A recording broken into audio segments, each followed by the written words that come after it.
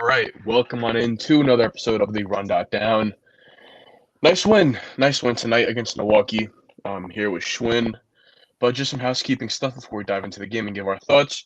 The Run.Down is sponsored by BetOnline. BetOnline is the world's most trusted betting platform and your number one source for all betting on March Madness. If your bracket is busted, BetOnline has more ways to stay in the game with the free Sweet 16 bracket and live betting on every remaining tournament game. With the largest selection of odds on everything from college basketball to MLB, NHL, and MMA, BetOnline continues to be your number one sports betting source.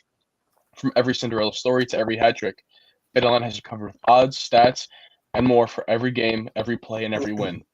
BetOnline, the game starts here.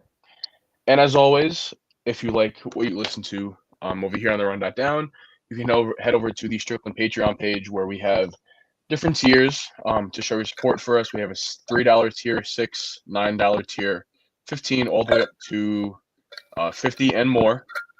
You get access to various perks such as our Discord, discounts on merchandise, extra pods, Strictly NFL, which I host, all about essentially the Giants and the Jets.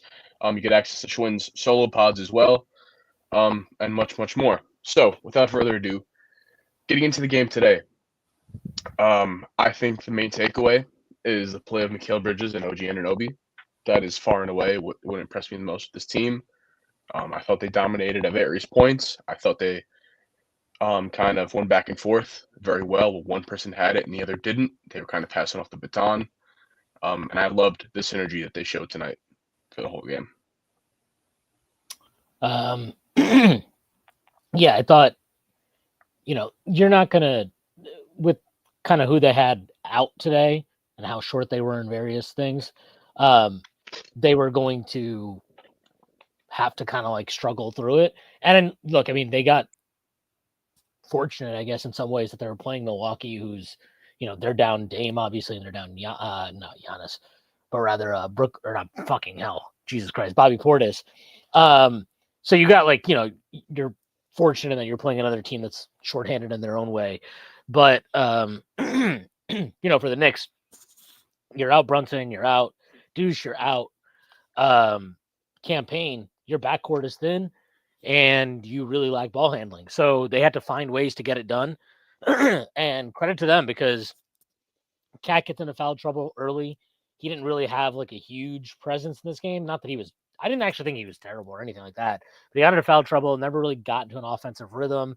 I thought the Bucks were kind of, in some ways, selling out to stop him. So he had to deal with that. But, yeah, I thought they battled really hard. Delon Wright started the game off hot. That gave them a nice little boost early. And then Mikal got it going in the second quarter. They kind of, like you said, passing off the baton. Guys chipped in at various points. In the third quarter, it looked like the Knicks were about to kind of blow this lead. And, look, Josh took one of the worst shots I think I've ever seen in my life. Not worst in terms of shot selection, although that was part of it, but just one of the ugliest shots. Ugliest misses. It was totally so UFO. Totally UFO. And it was his second one of the game. He took one like that in the first half too on a three. He's got to find his confidence from three. We understand that the percentages aren't always going to be there, but you got to shoot it with confidence. And he's just not even looking to shoot right now. He doesn't want to shoot. And it felt like they were going to kind of blow that too. But I thought Josh in the third quarter gave them a little boost there when they really needed it at that point. And, when that happened, they were able to push the lead back out to 13. Then the Bucks cut it back down to 6. And you're like, oh my God, here we go again. And then Kolek came in. He kind of got them back into a rhythm, got them organized offensively. And then in the fourth quarter, OG just took over. But, and look, I didn't even mention him, but Mitchell Robinson was great in that first half when Cat went out early. So, Shamet comes in, he hit some big shots in the fourth and the third quarter. So you got contributions from a lot of guys here, and you needed it because, you're replacing a lot of production, obviously, as we know, without Brunson, and not just Brunson at this point, but Payne, Deuce, whatever. So, good job by the Knicks to get it done. It wasn't smooth. It wasn't easy. It certainly wasn't pretty, but you just needed to get the win, and they did. So, again, credit to them. And I thought their defense for the most part tonight was good. Like, I thought they understood who they were playing against, how to cover him, and they didn't give up a lot of stupid open threes or anything. Obviously there were some late, especially that they did, but you have to live with that to some extent. But yeah, just a good, solid win. Yeah, I thought on defense, since you brought up that side of the ball, I thought they had some calls where, the refs anticipating more contact, especially when Giannis is the one driving to the rim. And I thought they had some unfortunate whistles, but for the most part, I thought they used their fouls pretty smartly. I thought they defended Giannis pretty well. Like, all of the kind of kickouts that you get from Giannis breaking down a defense and all that stuff didn't really hurt you too much. They were leaving more so like in the late second quarter into like the beginning of the fourth quarter. The guys who they were leaving open were the ones who you are more okay with them leaving open, right? Like the Kuzmas of the world, anybody who's really not Gary Trent. Giannis. Yes, Giannis took some shots too himself. Yes, he took 3 threes tonight, and they were all really early in the clock for no reason. I was like, every time he took it, I was like, all right, great. And I just wonder, like, when Giannis takes threes, why are they all from the top of the key usually? Always from like either the top of the key or a little bit off to the left or to the right. Like, dude, if you're gonna do it, like corner, pocket, maybe like turn it into like a mid range. I don't know, whatever. Not my player yet. Not my problem just yet. But we'll figure that out when the time comes. Like you said, Mitch was great. Like Mitch and OG against the Bucks, they give him problems. They give him serious problems on defense. You can see it. Like, Giannis was frustrated a lot of the times. Not so much because he wasn't able to get to the basket and finish, but just because they make it hard for him. They're physical with him. Like I said before, I think everybody used their fouls wisely besides Cat today, which is unfortunately the case in most games. But they made him earn everything. They made him go to the line. And this Bucks team without Dame just has nothing on the ball, and that's not even Giannis's best role. Like his best impact stats and everything, points per possession, even dating back to Drew, are always when he's used as the roller, play finisher type of role in the offense instead of being the guy who creates everything. He can do that, but having him do that for whatever amount of minutes he played today, just not going to beat the Knicks when you have so much size down there with Cat and Mitch in the game for spurts at the same time. And then you got the length of OG and McCall out there who were forcing a lot of steals today. Like having DeLon in the starting lineup and having him guard the ball, you see how different it is when guys are trying to go to the lane. And it's not with McHale trailing the ball handler. When you have to decide between going in there and going up on Cat, which whatever, not a tall task, but he's still 6'11". He still has a fine wingspan. He can affect shots if he's in a good position. Worrying about that and then having Cat or OG helping and kind of just putting their hand in the lane, it's a big difference, man. And every time we see a game where Brunson's out and it's either Deuce, Campaign, DeLon right guard the ball, it's more and more noticeable every single time.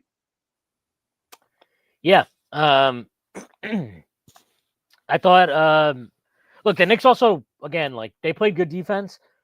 I don't know what the hell Kevin Porter Jr. was doing in the first half, especially. Like, I swear he turned the ball over just running into guys like 5 times or something. He needs to go back to you can see why he's the EuroLeague, honestly. Yeah, you can see why he's been bouncing around the league on top of his off-court issues. But yeah, the Knicks did a good job overall. Like I gotta say, the 2 craziest plays of the game, CTE plays of the game, the fucking Brook Lopez behind the back pass, and then Torian Prince behind the back pass. Both of them ended up, I think, with OG.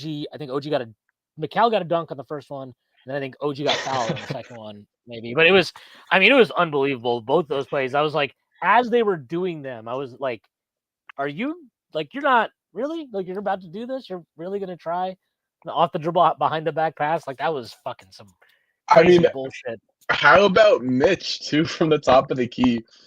The handoff when he turns around is not there, so he goes behind his back, tries to create, and just chucks it off the backboard with the left hand. That was hilarious. I Shout was out to just Big amazed he Mitch, kept man. possession. I was amazed. I I was amazed he kept the possession. it's for every one of those handoff highlights that we see where he fakes it and then he slips it, goes to the basket for a nice dunk. There's a clip like that out there, which just reminds you, grab the rebound, bro. Just grab the rebound. It's fine. Yeah. But yeah, look. To get back to the actual game here, I thought. Look, I guess we can talk about Delon Wright starting. I guess if I'm gonna be like, oh, Tibbs, just like try stuff. Like, I guess you got to count that as trying stuff. I don't agree with that, but sure. I don't really agree with that, but it is trying something. Delon Wright, he had a nice first quarter, 10 points, and that's great. But like, you knew that wasn't real, right? Like, you knew him hitting 2 threes isn't real. That's not what he is as a player. He didn't really offer much ball handling. I didn't think his defense was. I didn't think it was horrific or anything, but I didn't think it was, something to write home about. Yeah, it was fine. It was fine. And I think those limitations of like what he presents kind of showed as the game went on. And look, if you want to say Tyler Kolek, yeah, the ball pressure at times got to him or whatever, but like, I'd rather have just seen him play through it. Maybe like, look, I'm not gonna go nuts about like, I can't believe he pulled Kolek at the end of the game or whatever it was, but I certainly would have liked to see him start the game with him. I think you saw the value of what he provides, especially in that kind of fourth quarter when he got comfortable for a bit. Like, they were getting really good offense. Like, I mean, they got multiple open threes. He finished a really impressive layup at the rim, actually, with Giannis contesting. He had a hockey assist where he dumps it off to Hart, and Hart's able to find OG in the corner for a 3. Like, they just got good shots and got them consistently. And you can see how he gets them organized. He gets them into sets. He gets things going earlier in the shot clock. Because I don't remember I think he came in at this timeout, but at 79-73, the possession that led to that timeout was like Josh Hart brings the ball up, and then he's just like dribbling the ball in place for like 10 seconds. And then he throws it to Mikal fucking 5 feet behind the 3-point line with nothing going on. There's like 6 or 7 seconds out of the shot clock. And, Mikal has to take some bullshit ass shot. But like, that possession was going that possession, it was going nowhere at any point. And, the easy thing is to be like, what the fuck is Josh doing there? And sure, like, that's part of it. But like, that's what happens when, Delon Wright's not really a point guard. And so Josh has to kind of like help out with ball handling responsibilities. All these guys did, right? Josh did, Bridges did, those two very specifically. But like, that's just what's going to happen. And I think when Kolek's on the floor, even at the end of that game where you could kind of tell Tibbs was having Kolek bring it up, but then he was like throwing it to Bridges, and then Bridges and Cat would do their thing. Like, it still just helps to have him do that, get them set up, and then get Bridges the ball where now Cat can come up and they can set themselves up. Like, there's not that organization with Delon Wright or Josh Hart, or if Bridges has to run point or whatever. And that's not, like, again, it's not on them. Like, that's not on them. That's just who they are as players. They're not point guards. Like, I understand some of these lineups tonight, again, with the kind of players you have available, it is going to be ugly. Like, it's going to be ugly at times. So I'm not asking for like beautiful flowing offense for 48 minutes here or perfect spacing and all this type of stuff. But it's just weird to me that like at the position where you do have your shortage, you have a guy who plays the position and quite frankly was ahead of Delon Wright in the fucking pecking order, the point guard pecking order. So to like just have him come off the bench and have Delon Wright start, I don't know. That's just weird to me. I don't know what the plus minus ended up as for them, but I'm pretty sure I think Kolek was like a plus 18. Well, isn't this kind of like the same thing as?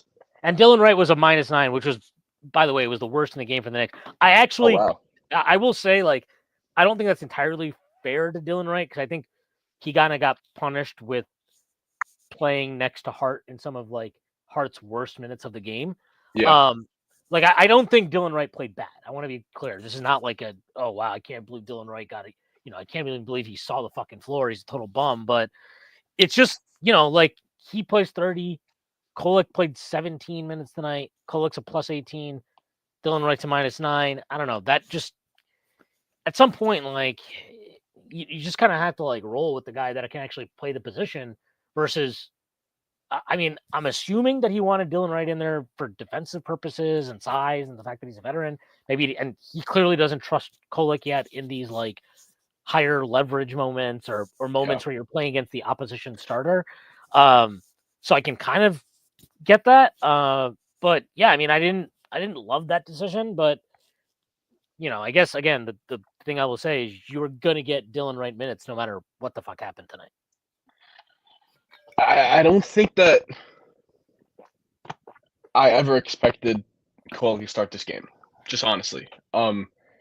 From the fact that campaign started over Deuce started over campaign when campaign has been the backup point guard for the entire season, right? And then Brunson gets hurt, and it's now Deuce goes in, and he has not had many minutes, running the offense. Not as many as you'd expect for a backup point guard. So I don't think there's ever I shouldn't say there's never a rhyme or reason because the reason is Tibbs will start the guy who he wants to start at a position, and then from there on out, he'll kind of just do the reverse of what you think is the correct decision. Like just flat out honest. That's what it seems to be because if you're going with it's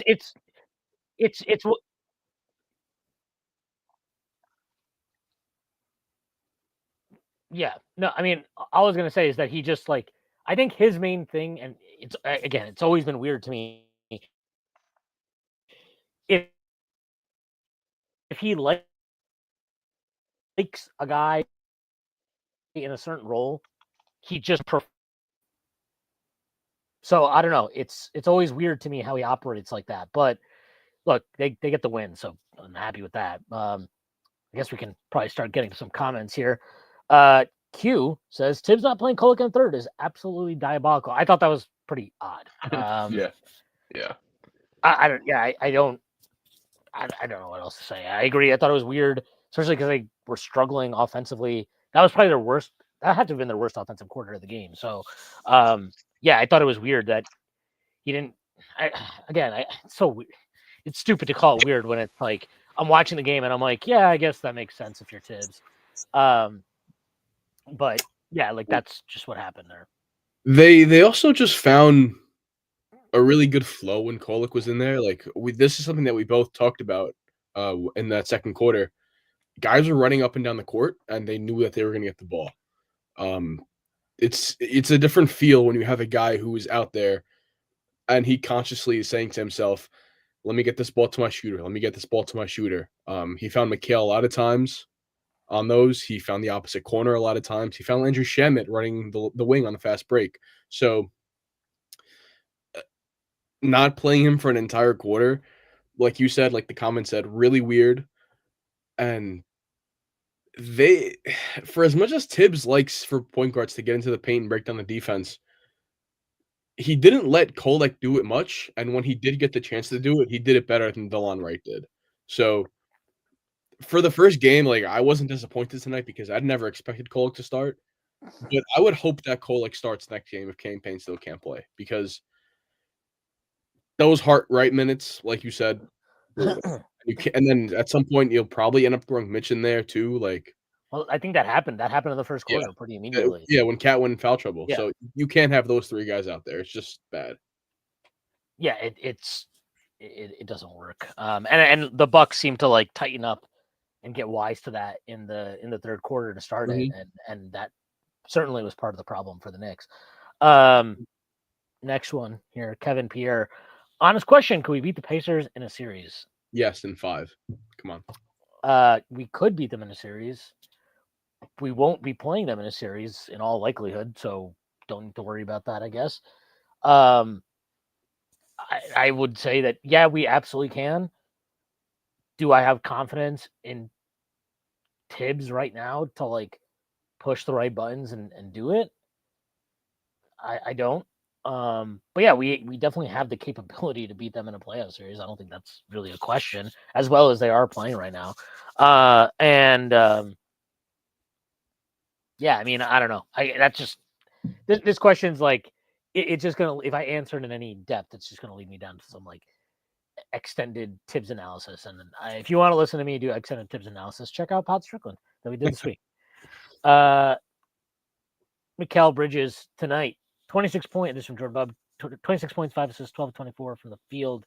Huge first half. Yeah, he played a good game. Still wish he would like. I don't the one thing that I just don't quite get. He had Brook on him on a couple of switches, and that's fine. Like, you want to get to your sweet spot and take a shot. I don't know why he can never just like kind of back him down. Not like obviously post him up, but like, dribble it up, have him backpedal and just pull up and shoot. He's always got to do some weird fading shit. And I'm like, I don't think it doesn't need to be this hard. I think he makes that stuff harder on himself than it needs to be. But yeah, he played a good game. I thought on both ends of the floor, quite honestly. And that second quarter, that burst he gave them, they needed that. They really, really needed that. And I don't think it was a coincidence that it occurred when Tyler Kolek was on the floor for the most part. They seem to have some type of like, I don't know how to put it. He just seems to play well when Kolek's on the floor. So, take that for what it is. It doesn't necessarily mean, I'm not saying Kolek needs to be like tie all of his minutes to Bridges or something, but there is something to that. Yeah, and I thought that the stat line, like 12 for 24 for Mikal, I don't think it does what he did today justice. Like, there was a stretch in the second quarter where he, at one point, I think was like 7 of 9 or 7 of 8 from the field. And then he just, like, 4 straight possessions, just down the court, pulled it again after that. And he just kind of shot himself into a cold funk. But whenever the game got tight and he couldn't just fuck around and like shoot whatever he wanted to without consequence, he was getting to his actual spot. Like the things that you were talking about with why are you making it harder on yourself? He starts doing that when he just feels like, yeah, dude, I'm ripping this shot and it's gonna go in. Like, if he just keeps putting himself in that great position, it'll work out fine, because there was a lot of times where he took Brook to the basket, had a couple nice finishes on Brook, with Brook like right on his tail. He had a nice floater right on the left side of the court off the backboard with the right hand in the fourth quarter. That was a big shot. That's a hard shot too. And he always, like, his touch is really nice around that like kind of short mid range. He can get to those whenever he wants to, and we've seen it a bit more with Brunson out, or I should say a lot more, honestly. I think he's shown a lot of different like shot making ability that he hasn't shown in those Brunson games. And it's all about tailoring all this stuff together, right? Like the stuff we've seen with OG tonight, getting I think like 12 free throws, and they were all legitimate takes, right? Like, this isn't we're in the bonus and he drew 3 fouls. 10 free throws. It's tied his career high. Yeah. So this isn't him just drawing fouls while we're in the bonus and stacking up free throw numbers. This is 5 drives to the basket where he's getting actual calls and drawing actual fouls. Bridges actually doing this stuff on the ball, running pick and roll, getting to his spots. That game where Bridges had 10 assists, actually running the offense, finding shooters. We had a cat kick out of a drive today. So I think when people talked about how this could potentially be a blessing in disguise with the Brunson injury, they're not necessarily wrong. I don't think it will be, because when he comes back, Tibbs is not going to magically infuse all these different elements into the offense. He's just not going to do it, because that's not who he is. But do I think it would have been a blessing in disguise if we had a different coach? Honestly, yeah, because you're seeing a lot of different on-ball chops from a lot of guys. Even Deuce gave you some more glimpses of on-ball upside when Brunson first went down. Yeah, I mean, you always got to be careful with that, just because, like, we see what guys can do in March at times when they just start getting on-ball reps around the league. But they're like, I mean, Mikal has done that before. Like, it's not like this is the first time in his career where he's able to create.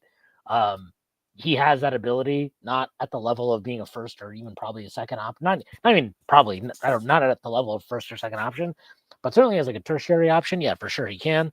But yeah, there's a value to seeing that, and will they incorporate it and make it all flow and useful? I'm skeptical, but let's hope. Yeah. Jordan Bob also posted OG's line tonight. OG Anunoby tonight, 31 points, 2 rebounds, 2 assists, 3 steals. I mean, his fourth quarter was fucking monstrous. What did he have? 23, 1 and 1 or something. I mean, he had 1 steal and 1 rebound maybe in the fourth. He was awesome in the fourth quarter. I don't know what to say to that. He was just took over the game. He's everywhere. He took over the game. I thought I'm not sure what's going on there, but him and Giannis seem to have some type of personal matchup going on. But he was feisty. And he was talking shit after he was those late makes. What did he had one where he was like, fuck yeah. Yeah. So it was that play right after so Giannis had him in the post and just kind of ran through him right with the elbow, and then dunked it. And then OG going up the court is talking to the ref, and he's like, kind of just like, are you fucking serious? Like letting him do that stuff. And then late shot clock, he gets the ball around the top of the step back. OG. He did his little bounce after the shot, so it was going. And then down the court, he's just screaming "fuck yeah" and giving that high fives to everybody who'd given one. So that meant something, man. It doesn't mean nothing. It's just iron sharpening iron for next season. Those are our two boys. That was like it's like that clip of the guy in the Michigan hat. This shit means something to me, man. Sorry, go ahead here. Tyler Kolek, last 4 games, 29 assists, 1 turnover. Third rookie to do this. The other two, Gary Payton and Nate McMillan, stats go back 42 seasons. I'm assuming this is Tommy Bierstadt. Very specific. Yeah, it seems very specific with the 29. But yeah, look, he can take care of the ball. He gets you organized offensively. He distributes the ball well. I think, I think he throws a nice pass to shooters, gets it into their pocket. I also think they know that he's going to find them, so they're ready to shoot. And it's, I think Brunson's pretty good at finding shooters, but he's also like very herky-jerky. You're not quite sure what he's going to do at any given moment. So it's harder, I think, to just kind of be prepared and be in rhythm without. Whereas Kolek, it's like, if he touches the paint and the defense leaves you, like, okay, like I'm about to get this. And that's a different, it can help shooters. So I think I've been pretty impressed with what he is. Obviously, you need him to be able to score more. We all know that. Like, and I kind of find people harping on that so much at this point a little bit annoying, where I'm just like, I think I get it. I do get it. He's also not played serious fucking minutes so far this season. So you can't expect him to just come in and be like awesome at the thing that we knew that he needs to work on and improve on. So I think it's important for him to come in and at least show you, okay, well, the things that you knew I could do, I can bring that to the NBA level. And look, you're going to have tougher matchups than, some of the matchups they've had these last few games, but to see him do it at any level in the NBA is, especially considering he was out of the rotation for the most part, I think that's encouraging. And then on top of that, his defense is never going to be great, but I remain impressed with, I think he's smart. I think he makes good rotations. He actually had one really good rotation in the first half. Yeah, in the first half, where Giannis was driving, and I think he stunted down, and Giannis was almost, I don't know if it was Giannis or Kuzma. I don't remember who it was, but whoever, yeah, I think it was Kuzma, and he tried to I think he thought Kolek was going to stunt at him way harder. And so he immediately threw it back out to AJ Green. Yeah. But Kolek kind of just faked the stunt almost and immediately went back to Green. And then Green's under pressure, so fumbles a pass out of bounds. I thought that was a really smart play. I thought that really stood out to me. I thought that was highly intelligent. But yeah, you can see his limitations defensively. There are going to be times where if you catch him on a switch and you give a guy a chance to isolate him, yeah, he's going to get cooked. We know that. He's not the strongest guy in the world. You could see how ball pressure, that's something that he's going to have to improve at handling. I think his his ability to handle the ball under pressure with his weak hand is definitely something that he's going to have to improve. But again, like I think focusing on the stuff he needs to improve is more of like a season's over, what does this guy need to work on type of thing conversation versus, what he is right now. Like, I think we can be happy with what we're seeing from him right now when he's been called into service here. Regardless of age, right? Like, he is 22 or 23. He was a senior coming out of the draft last year. Guys can do all they want in practice. They can get all the 5-on-5 work they want in practice. They can do all the 3-on-3, 1-on-1, whatever. You don't know how you react until you're in the NBA game. And you don't know what you need to work on until you're in the NBA game. So I think some of the, like, him not playing much, a lot of people were like, oh, but Tibbs always develops the rookies. Somehow he always develops the rookies. And you're not wrong per se, but it's never just a case of, okay, I worked on this in practice. Now I can go out there and show it in the game. You always need game reps to be comfortable and to be confident. So whatever development they're doing behind the scenes, I don't doubt that at all. But I think that this stuff is imperative for him. Like, I wouldn't have thought that the weekend stuff is an issue for him going forward. But, that's obviously an avenue that he can improve on. So in general, like, I don't want to pick too much to development and all that stuff. I will just say, like, very much like you, I was impressed. And I think if you're looking at this guy who you have on a team contract for 4 years, unlike Huck Porty, right? They have the team option, and they'll probably team option. They can decline. It doesn't really matter. They can pick it up, and then he'll enter a restricted free agency after his second year, or they'll decline it, and then he'll enter restricted free agency this year, and they can resign him. Either way, I'm not that like. Well, he'll be back. That's not a big concern. Yeah, he'll be back. But you look at Kolek and then, like, what his role will be on this team moving forward.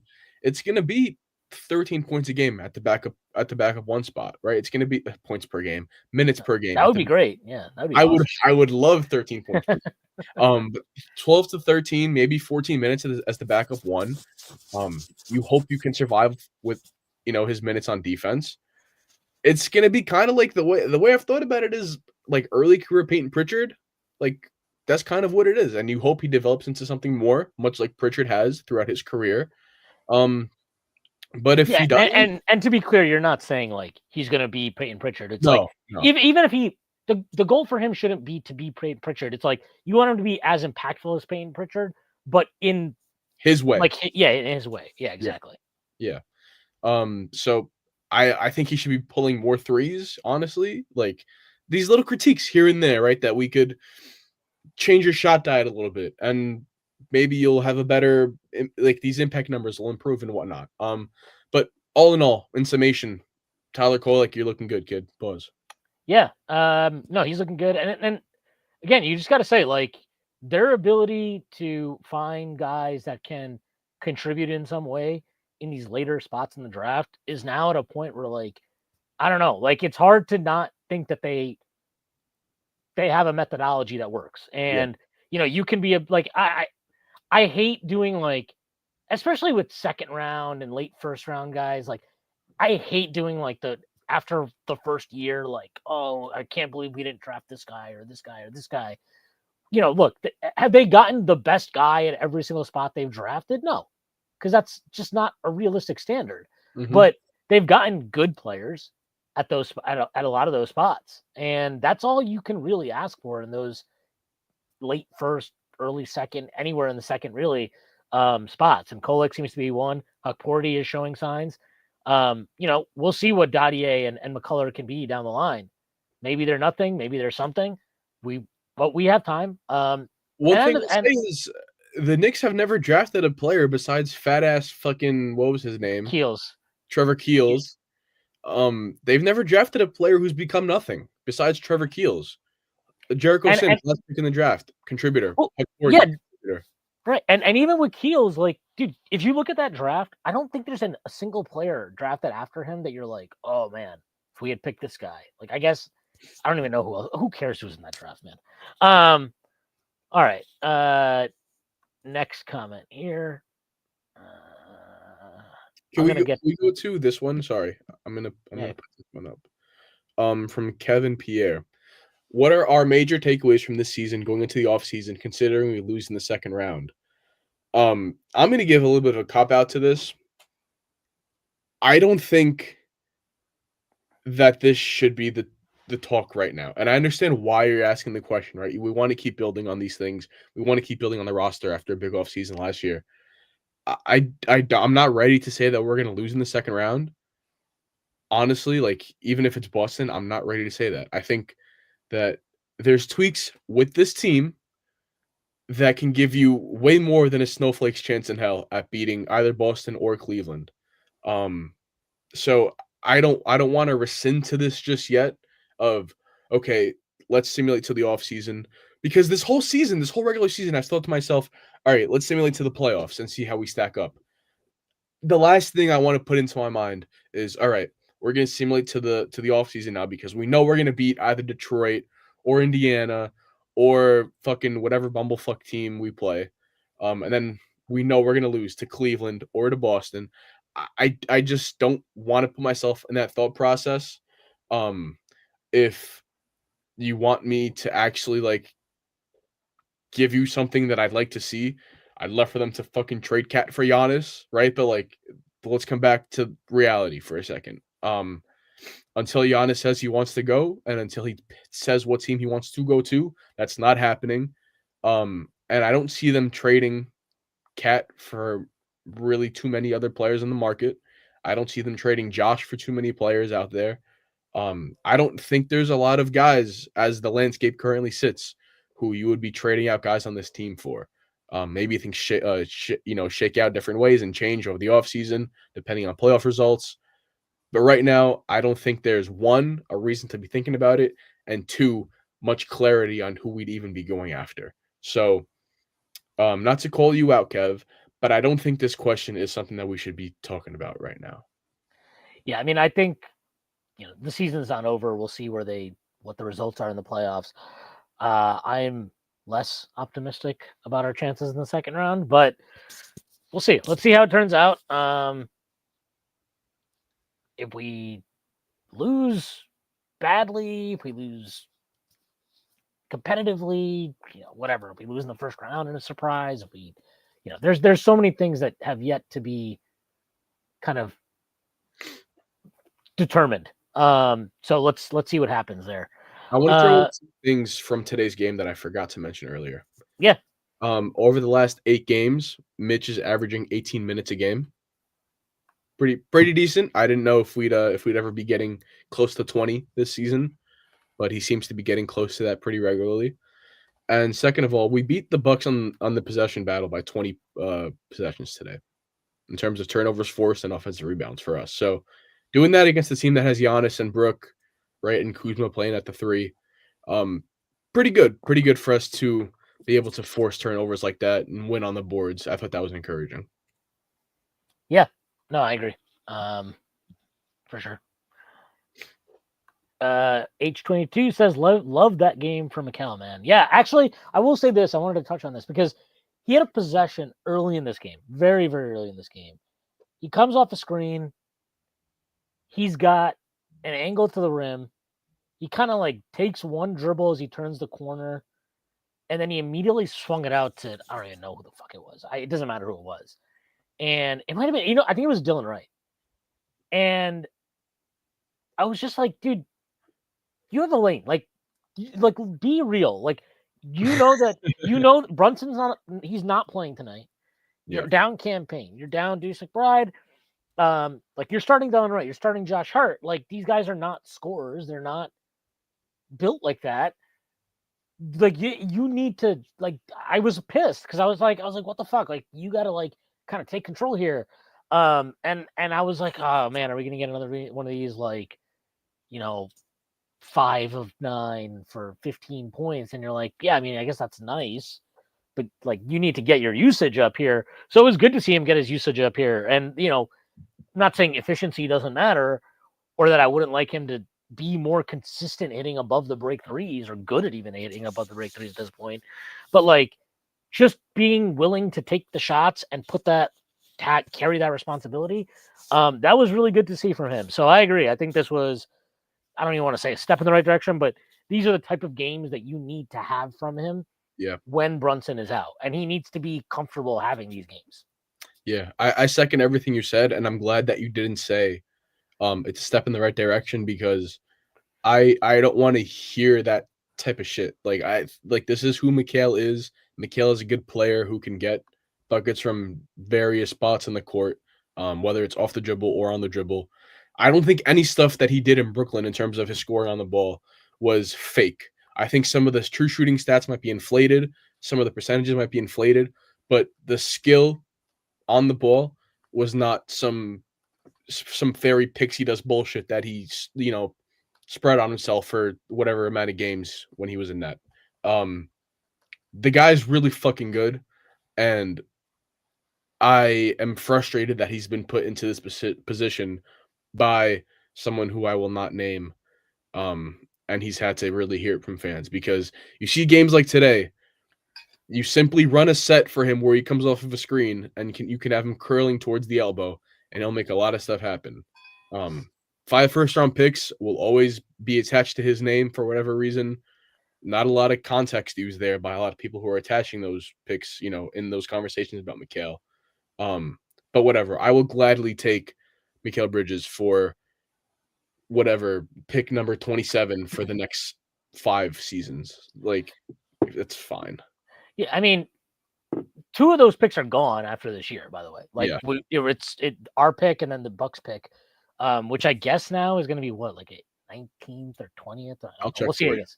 Yeah, we'll see where it'll end up, somewhere in that range anyway. So, whatever. I mean, look, if the Nets cash in on those, good for them. Like, they need those swings.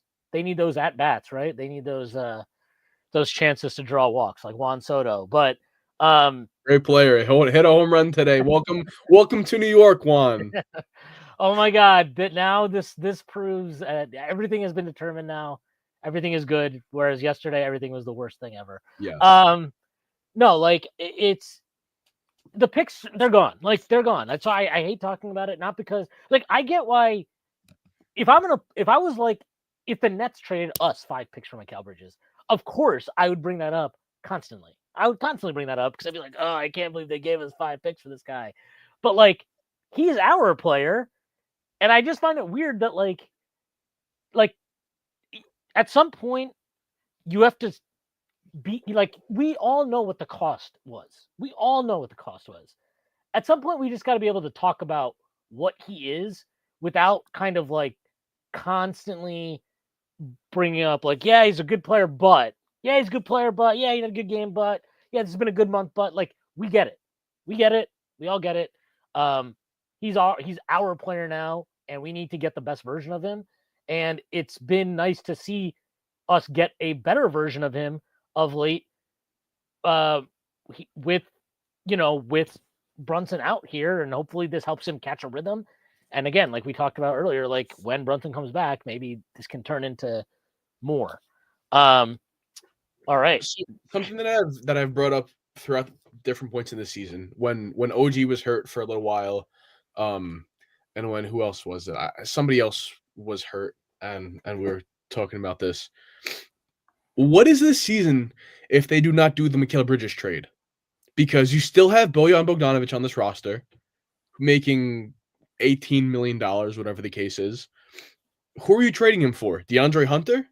Is that? Well, I guess I mean, and I hate doing this stuff because you're always like like you're like kind of, now you know the value of X, so you can say I would have rather done this thing than that. But like, I think the only things that come to mind would be like, you could have traded maybe 2 or 3 of those picks for, let's say, with Bojan's contract, for like Denny Avdia or something. Sure. And yeah, would that be better? I don't know. Maybe that would be better. Maybe keeping the picks and trading one for like fucking DeAndre Hunter, but like, I don't know. Maybe that's better. I don't think that's better, obviously. But you're always it's a hard discussion to have, because then you're like, yeah, like you would have given up less picks, and then you'd have more to use in trades online, and it's. I think he's going to be a success either because he's worth the picks or he's not. Like that's it. Like I don't know that it's, and to me, it's a very weird and difficult conversation to have of like, what could we have done instead? And then obviously hanging over all of this, you have like the entire thing of the Knicks literally lost like what, a top 8-9 starting center for absolutely nothing because Hartenstein just walks in free agency and then they have to do the cat trade. Like there's so many moving pieces here. I don't think it is useful to look at it in isolation. We will know if Mikal is worth or not worth the picks over it. Like even like if the Knicks lose in the second round this year, we still won't know because again, like 2 years ago, if I told like 2 years ago, the Knicks smoked the fucking Cavs in the first round, and we're all like, "Wow, I can't believe they sold their fucking souls for Donovan Mitchell. What a horrible trade!" Things change, like things evolve over time. So for all we know, how we feel after this year might be the polar opposite of how we feel about Mikal Bridges 2 years from now. So I think that conversation just needs to be like, let fucking Nets Daily and That's fucking Strickland, whoever. yeah, and yeah, and little fucking go watch Suits, bro. yeah, Billy Reinhart, First Take, Stephen A. Smith. I know he's been having different conversations this week. Swinging on LeBron James. Yeah. But like it's we have our own fish to fry, and that will be determined over the next few years. This is from Jordan Bub again. Your Westchester Knicks have clinched a bye in the G League Eastern Conference playoff. Let's go. Great job by the lads today. Pacome Dadier, Kevin McCullough. Pacome Dadier hit a turnaround jumper. Queen's own Moses Brown. Yes. Who graduated high school the same year as me. Wow. And look at where you are compared to him. Yep. I'd much rather be in my spot. Yep.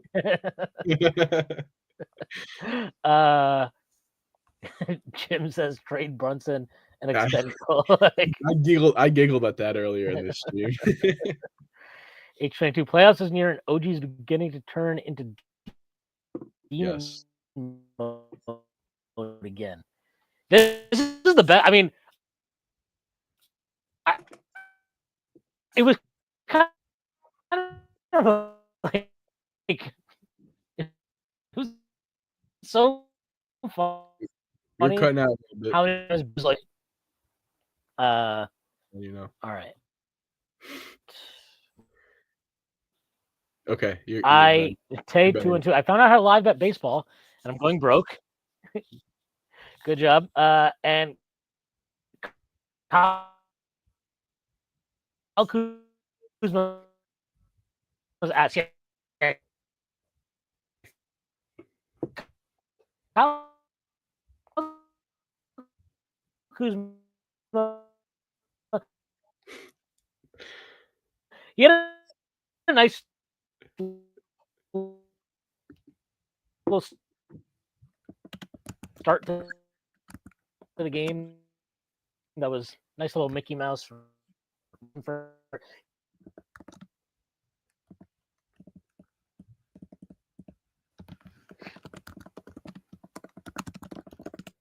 Schwinn, I can't hear you. If you can hear me, I can't hear you, Schwinn. Oh man, the Schwinn drop.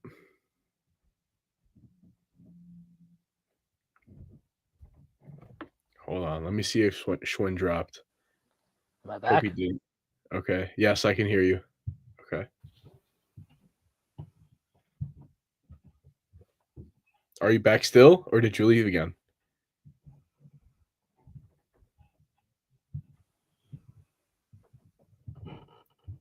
Schwinn. All right. I'm gonna wait until Schwinn says something to me. Until then, yep. I'll take over a little bit. Okay, you're back, Schwinn. That's great.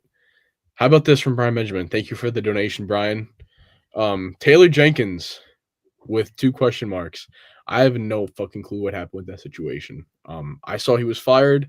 I thought it was funny, and I checked out. Honestly, not my problem.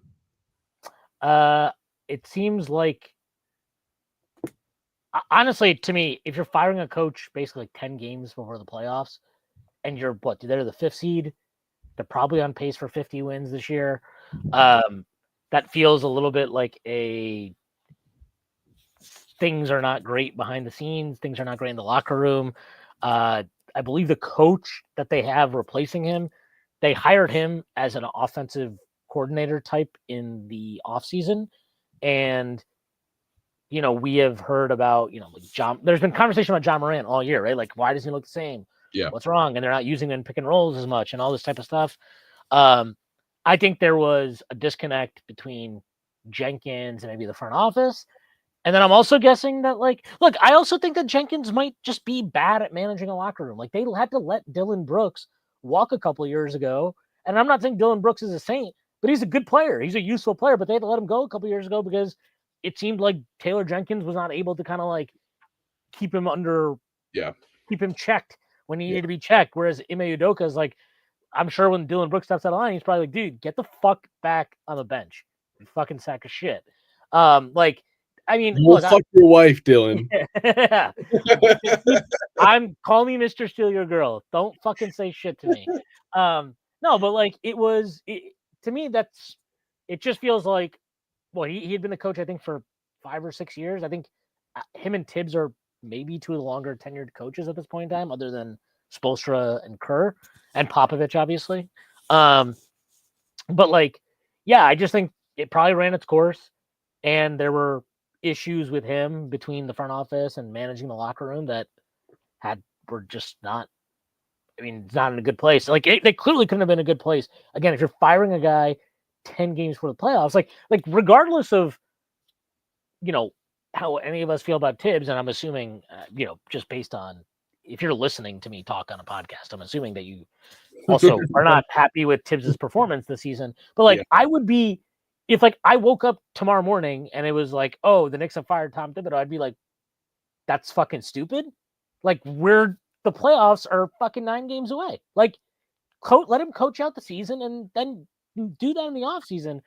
So if this is happening now, right, literally you're talking about 2.5 weeks on the doorstep of the playoffs. Yeah, it's basically 3 weeks before the playoffs, I think, start, maybe a month. But that's something's up. Something is very, very bad behind the scenes that we're not aware of. Yeah. Thank you for the super chat, Brian. Hopefully it leads to Jaren Jackson playing in our laundry very soon. Out of Bombo, out of Joby says, this may sound quite negative, critical, but for me, the team is Brunson, McCall, and OG. Those 3 are certified playoff starters over the next 3 or 4 years. You can build a really impressive squad around those 3. What are your thoughts? I was going to say, I wanted to take this one first. I totally agree. I think that more so than the McHale trade, I think the Cat trade was something that they did kind of just right value at the right time. I think that trade happens regardless of what happens with Hartenstein. Anytime you can turn expiring Randall, right, and Dante, who's a damn good player, but anytime you can turn those 2 guys into somebody who's a top 20, top 25 player who is, a very unique talent at his position, who will always be valuable and sought after on the open market, at 28 years old, whatever he is. The money and the contract stuff with Cat just isn't something that I think really matters when it comes to evaluating his worth on the market. Does it make it harder to trade for him at times? Absolutely, because $50 million is $50 million. But that was a tremendous value play from the Knicks, no matter which way you want to look at it. And he's not irreplaceable, right? We've talked about how his salary matches up with Giannis. Maybe you work something out there.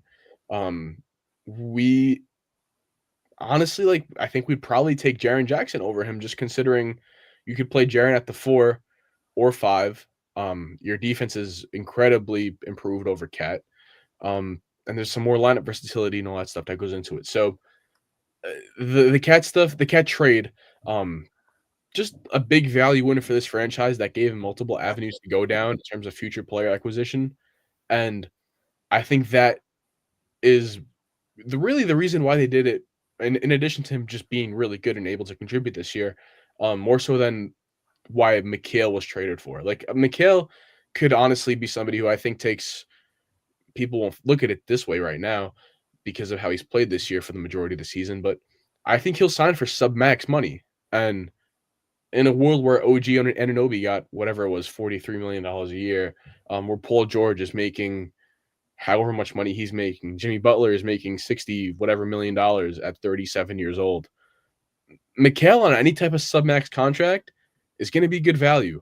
And at whatever 6'6" with the longest arms in fucking world and planet Earth, that's how you build the skeleton of your team with him, OG, and then Brunson on offense. So I think Cat is much more interchangeable, and his money is just going to matter way more when trading for that second star than Mikal's money would. Yeah. I don't really have a huge thought on this aside from I agree. I think those three are good. Brunson's a superstar. OG and Mikal are really, really high quality two-way wings that can absolutely start on playoff teams. They've contributed in the playoffs before. Mikal Bridges has been to a NBA Finals. OG was on a championship team. Obviously, he didn't play in the playoffs, but we've seen him produce in the playoffs too. So we need to keep those guys, I think, and then build around them. I ideally I'm not saying you need to trade Josh Hart, by the way. I just think that he needs to move back to the bench. He's not a starting player if he cannot hit threes or is not even willing to shoot threes, but he's a guy who gives you really, really great juice off the bench, and we know can play in the playoffs. We have seen that for 2 years in a row. Yeah. We've seen it 2 years in a row. He's been a high quality playoff player for the Knicks. So, can they find a way to do all these things and then use Cat to get another? We'll have to see. But I don't disagree with the original take that much. Kenny Mayer also says Kuzma is a brutal player to watch. Even the Wizards have become a better watch without him. Yeah, he's awful, man. He's so clunky. At 6'11", Cat is clunky, right? And he'll kind of really high step in the lane when he's trying to get to the basket. But at least the guy has a really feathery touch. He's a good passer. Kuzma just Cat's a different. Cat's on another fucking planet to Kyle Kuzma as a player. It's not even yeah. I wasn't trying to make that comparison at all in terms of quality of player, but from when he was a Laker to now, I feel he's kind of just gotten worse at everything and just has more volume. He used to be a pretty decent shooter back when he was playing with Lonzo and then LeBron that year they won in the bubble. I just think he's gotten so much worse. I don't know if it's just because he doesn't give a fuck and he got paid up or what, but that trade sucks ass. That trade sucks so much. Yeah. For sure. I get why they needed to move Kuzma, move Middleton rather, but God, Kuzma is just fucking brutal. For Kuzma, I don't know why. Yeah, no, I wouldn't have done it. I wouldn't have done it for Kuzma. Kuzma fucking sucks. Kenny Meir, OG's having the time of his life right now without Brunson. The rumors of him wanting more shots is definitely true. Taking advantage of it. Look, I always go back to this. I don't think it's about shots though. It's about keeping guys. Yeah, it's about keeping guys involved. I would bet money I'm just gonna look it up right now. I would bet pretty good money that Mikal Bridges' usage this year. I know this comment has to do nothing with Mikal Bridges, but just to illustrate a point, I would bet decent money without looking. Mikal Bridges' usage in the year is right around where Derek White's usage is on the year or higher. So Mikal's usage on the year is 19.4. Derek White's usage on this year, this is according to Basketball Reference, by the way. Derek White's usage on the year is 19.8. But when you watch the Celtics, do you feel like Derek White is doing a lot more shit and is way more involved in touching the ball constantly, more so than Mikal Bridges when we're at full strength? I do.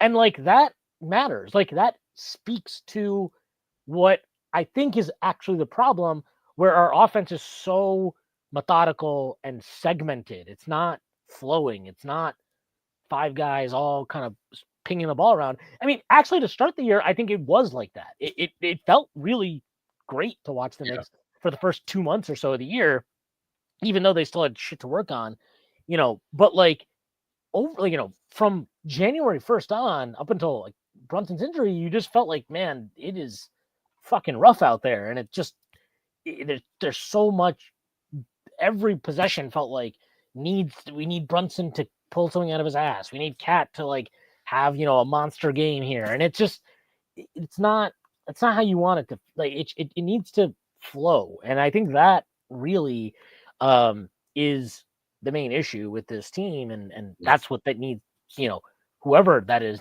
that needs to figure it out. And it can be multiple people responsible for it. It can be Brunson has to do a better job. It can be Tibbs has to do better as a coach. It can, whatever it is, it needs to happen. And it had not been happening. So yeah, I agree though. OG is definitely benefiting from Brunson being out. And I mean, yeah, he's playing some of the best offense of his life, especially in terms of like just driving and finishing at the rim.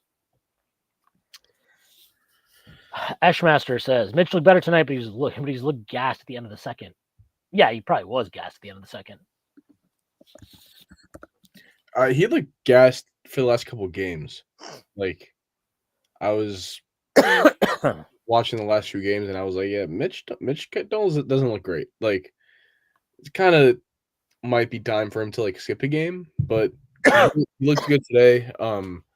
Against the bigger lineups, right? Like, kind of stepped up to the plate when they really needed him. Cat in foul trouble, like we talked about earlier. So I still, I had some hope, like, from watching him come back, and the finishing was kind of improved. He looked more confident in himself, finishing in traffic. I was like, maybe we get back to like some of those, power dribble, go up with one hand finishes that Mitch had like year 2, year 3 of his career, but there's nothing added for him in the offense. That play off the handoff just made me shake my head so much and face palm so hard. It's like, yeah, don't ever put the ball on the floor again, please. Yeah, just do that very, very little. I'm not sure what I'm going to read this quote. I don't know what the question was. What do you guys want? You guys want more minutes, less minutes, medium minutes? All I know is that it's just not the right minutes. That's from Tibbs. I have no idea what this question is in response to, but sure, whatever. I think he's funny, dude. Yeah, I think he's a fucking jokester. Yeah. I'm just continuing to move down here. Yeah, I saw this earlier from good friend David Goodman. Tibbs won't infuse it all together because he is a shit coach. I just thought that was really funny. Yeah, I mean, he's not doing a good job this year, right? Yeah. I don't agree he's a shit coach. I just think he's hit his ceiling in terms of this is his ceiling. Like, we know, I always suspected this is his ceiling. Mm-hmm. I feel very strongly again that this is his ceiling, and I haven't seen much to make me think that there's anything more to him than what we've seen this year. Mm-hmm. So yeah, I mean, I don't disagree with that. I don't think he's the guy to make it happen. So all right, Ashmaster. Also, Tibbs gonna get tricked by the 10-point done right first quarter and play him over Kolek. I fully expect this to continue. Correct. All right. If do you think that's an episode? Just trying to see just a couple more comments. Kenny Mears says there's so much more low-hanging fruit with McCall with an offseason and potentially different coaching staff. Giving him 4 for 156 contract extension is fine with me. Yeah, I don't even think this is. You can't touch that, honestly. You can't. First of all, you can't trade what they traded for him and not extend him. Like, you have to extend him. That's just. I don't know. We'll flip him for something that makes you kind of like drop your jaw. Sorry, say it again. Or you reroute him again and get like a really great player. Yeah, if that's on the table, sure. But like, other than that, you just have to pay the guy and be okay with it. There's no shot. I'm gonna look up Brunson's deal real quick because he's not getting paid more than Brunson. No, he's not. So Brunson himself got 4 for 156. If so, that's an average of what is that? 39 a year? Yeah, 39. If Mikhail gets over, I want to say like, well, there'll be a set number that they need to stay under. So I assume he'll take whatever number is optimal for them to stay under whatever line they need to be, within. Whether that's him taking 35 or 34 or 36 and a half, I think he'll make, accommodations to whatever number they need him to take at the end of the day. Yeah. I just don't see a world where he does. They don't extend him, and if they don't extend him, like you said, it would be because they're going to get some awesome player in return. Mm-hmm. I don't think there's much else here. We're good. Yeah. Last thing. This is just funny. Nemo Petiter says, "Cut the Bollywood movies downloads while live." Schwinn. Yeah. He can say that. He can say that. There's not. If I can't say that, but he can. Yeah. I will make sure to not be downloading 3.5-hour Indian movies in the future while we're doing this. All right. Thank you to everybody that jumped in here. Thank you for the comments. Appreciate your time. Thank you, Brian Benjamin, for the super chat. Me and Prez will be recording our pod tomorrow morning. That should be out tomorrow afternoon. So be on the lookout for that. Other than that, thank you to our sponsor, Bet Online. That is our show for today. The Knicks play again on Sunday. They play Portland at home at 6 p.m. That will not be an easy game, as we found out in Portland. And they've continued to play very competitive basketball games. So that will not be a walk in the park. That's a game, honestly, the Knicks really, I can't believe I'm saying this, they could really use campaign back for that game. So we'll see where his health is at for that. But aside from that, that is all. Con, anything you wanted to add? No, sir. Let's go Giants. Okay, there we go. The Giants will be winning the NFL draft some way, somehow. All right, that is our show for today. Thank you to everybody again. Thank you to our sponsor, Bet Online, and we'll see you on Sunday. Peace.